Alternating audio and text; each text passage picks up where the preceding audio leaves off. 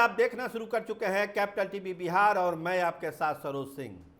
बिहार की सियासत में आज दो चीजें ट्रेंडिंग में है कि चाचा पशुपति कुमार पारस ने कैसे भतीजे चिराग पासवान को 440 वोट का करंट दे दिया, और दूसरी जो चर्चा है वो है बिहार के सियासत में फलस्तीन की एंट्री की।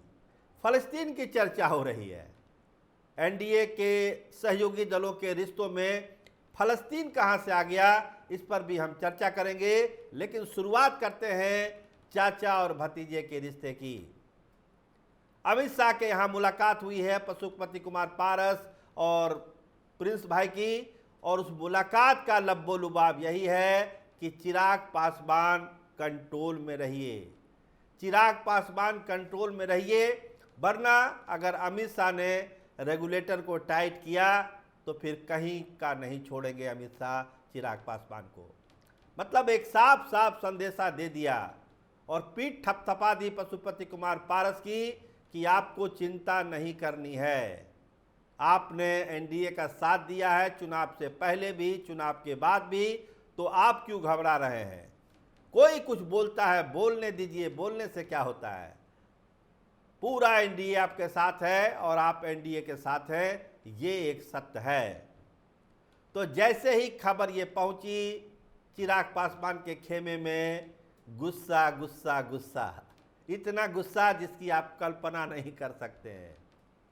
क्योंकि देखिए, चिराग पासवान हर चीज़ों को आगे पीछे निगोशिएट कर सकते हैं, लेकिन पशुपति कुमार पारस के मामले में वो रत्ती भर, वो कहते हैं ना कि सुई के नोक बराबर भी निगोशिएशन करने के लिए तैयार नहीं है।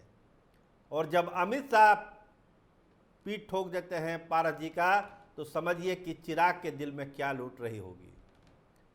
जो बयान उनके आ रहे हैं लगातार जातीय जनगणना में, लेटरल एंट्री में और तमाम मामलों में, झारखंड के चुनाव को लेकर, उन तमाम बातों से इतर पशुपति कुमार पारस के साथ अमित शाह की मुलाकात ने चिराग पासवान का पारा कर दिया है गरम। और देखिए, इस गरम पारे में चिराग पासवान बहुत चीज़ कर भी सकते हैं। कहा जा रहा है बड़ा फैसला भी ले सकते हैं।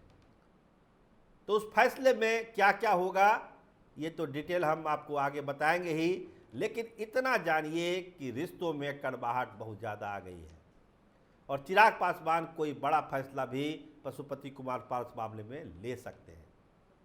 आइए दूसरी खबर, जो हमने कहा था कि फलस्तीन कहां से आ गया बिहार की सियासत में। तो देखिए, एक बैठक हुई थी दिल्ली में 2-3 दिन पहले। वहां पर एक पॉलिसी पास की गई, एक स्टेटमेंट जारी किया गया जिसमें केसी त्यागी की भी दस्तखत है। बहुत सारे नेता थे उसमें, संजय सिंह आप वाले भी थे और तमाम नेता थे, लेकिन केसी त्यागी की उसमें उपस्थिति थी। प्रस्ताव पास किया गया कि भारत सरकार को अपनी इजराइल फलस्तीन पॉलिसी में चेंज करना चाहिए, इजराइल को मदद नहीं करनी चाहिए। फलस्तीन में जो है बेगुनाह लोगों की जान जा रही है इजराइल के कारण, इसलिए इजराइल की जो पॉलिसी भारत सरकार की है इसको बदलनी चाहिए, और उस पर केसी त्यागी की भी दस्तखत है। मतलब क्या हुआ कि मामला अब राष्ट्रीय से अंतर्राष्ट्रीय हो चुका है। अभी तक तो जातीय जनगणना, बढ़ा हुआ आरक्षण, विशेष का राज्य का दर्जा, ये तमाम चीज़ों पर मतभेद जनता दल यूनाइटेड और बीजेपी के बीच थी, लेकिन अब मामला अंतर्राष्ट्रीय हो चुका है। इजराइल के पॉलिसी पर जनता दल यूनाइटेड ने आपत्ति जताई है, कहा है कि पॉलिसी चेंज होनी चाहिए, क्योंकि केसी त्यागी का उसमें दस्तखत है, इसलिए इसको कोई व्यक्तिगत बयान या स्टेटमेंट भी नहीं माना जा सकता है। तो अब क्या करेंगे नीतीश कुमार? इस पर भी कोई सफाई देंगे कि ये उनका व्यक्तिगत विचार है या पार्टी की ये पॉलिसी है? क्योंकि जो इजराइल फलस्तीन का मामला है वो काफ़ी पेचीदा और संवेदनशील है, और भारत सरकार पहले ही दिन से ये कह रही है कि हम शांति चाहते हैं, लेकिन इजराइल की प्रो इजराइल जो पॉलिसी है वो आप देख भी रहे हैं और समझ भी रहे हैं।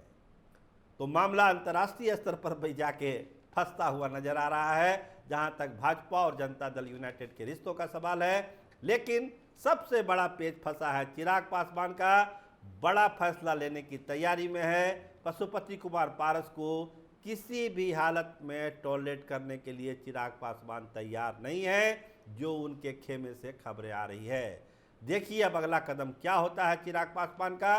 सबकी नज़र उस कदम पर है और कैपिटल टीवी बिहार सबसे पहले आपको बताएगा कि आखिर चिराग पासवान ने फैसला लिया तो कौन सा फैसला लिया। प्रोग्राम के लिए, देखने के लिए और हमको समर्थन करने के लिए आपका बहुत बहुत धन्यवाद, आपका बहुत बहुत शुक्रिया।